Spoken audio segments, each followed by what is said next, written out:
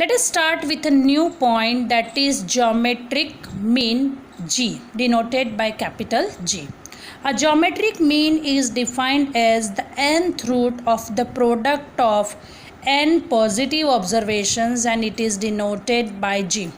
Here let us take a formula for n observations, that is x1, x2, x3 dash dash dash xn.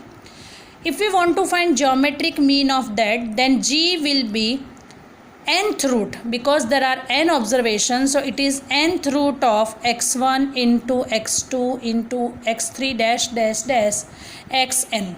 Now if there are only two observations, then G is square root of x1 into x2. Now if there are three observations, then G is equal to x1 into x2 into x3.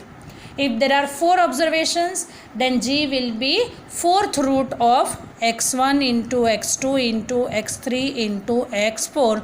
That is geometric mean. Now let us take one example to understand it. Find geometric mean of 152 and 125. Now we want to find geometric mean of 152 and 125. As there are two observations, so G is equal to square root of x1 into x2, that is square root of 152 into 125. So it is 136.93.